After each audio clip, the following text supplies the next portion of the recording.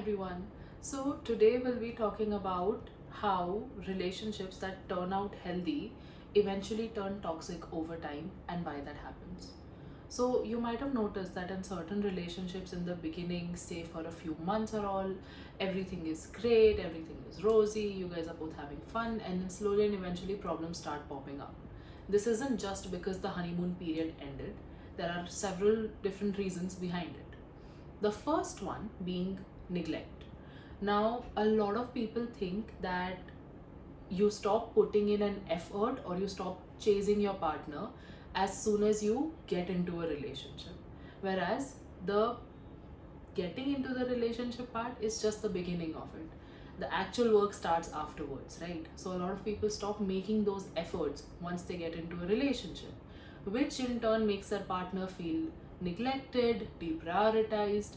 Over time, these small incidents they just sort of snowball into a big feeling of resentment towards your partner. Then, secondly, is not knowing what you're looking from a relationship or what you're looking for from a partner before you get into a relationship.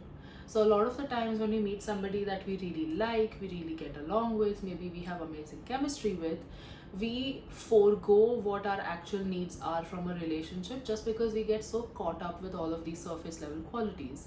Now, eventually, this charm will fade over time. What will stay is the connection that you establish with your partner, which will be on the basis of your shared values and whatever it is that you're looking for from life. So, if you don't have clarity about that before you're getting into a relationship, once you're over that initial chemistry with your partner, you'll find yourself questioning why you're even with them in the first place. If you might get bored of your partner, you might get irritated by your partner, even the qualities that you used to find endearing about them, all of a sudden they just piss you off, right? So it's really important to get to know a person on a deeper level to really establish that connection with them before you get into a relationship. Now, um, a lot of people, when they get into relationships, they're so scared of voicing their opinions or voicing their problems because they're scared that it might lead to conflicts or it might even lead to the relationship just coming to an end. And what ends up happening is that people just end up ignoring all of their needs. So, say you have a certain need for reassurance about something, or you're feeling neglected by your partner, maybe they're spending too much time with their friends, not enough for you. But you end up thinking that, oh, if I bring this up, I might hurt their feelings, or we might end up fighting. So, let me just deal with this on my own. Now, what happens is that it actually creates distance between you and your partner. And if this continues to happen over time, it just creates so much distance where your partner doesn't realize that there's actually a problem, and you're just dealing with all of these problems, all of these concerns on your own, and at the same time, somewhere or the other, subconsciously expecting your partner to pick up on these issues and to fix them. But your partner is not somebody who can read your mind, nobody can. So it's really important that if you feel that some of your needs are not being met, if you feel like your partner could be doing something better to make you feel more comfortable in a relationship, speak up. Now, in relation to that, another point is that a lot of people take communication as criticism.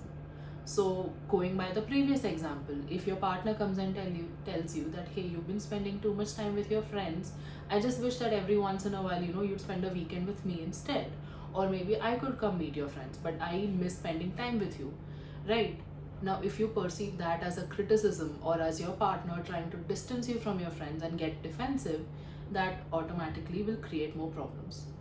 So it's really important that you focus on the communication and try to establish, along with your partner, work together on better ways to communicate what you're feeling or better ways to communicate any criticisms that you may even have against each other. It's only natural to have complaints from the ones that we love, right? Now, the last thing that I would like for you to keep in mind is to just notice a few deal breakers, or just notice how your partner makes you feel about yourself. Now, the deal breakers and questions are, of course, any form of disrespect, even if it is as a joke. It always starts off as a joke and then it turns serious over time. You don't need to tolerate disrespect from anybody, least of all your romantic partner. Any form of violation of trust, excessive criticism or excessive judgment from your partner. If your partner makes you feel small, if your partner makes you feel self-conscious, that is a huge red flag and you should be wary of such people. And excessive jealousy or excessive controlling of your actions, of your behavior, of how you dress, who you speak to, etc. And any form of dishonesty. So these are all just a few things that you should keep in mind, and it's good to be mindful of how your relationship is, how the two of you feel together, and how this relationship and this person makes you feel about yourself. So, if you just keep the above points in mind, you should be able to maintain a happy and healthy relationship for a long time. I hope that helps, and have a lovely day ahead.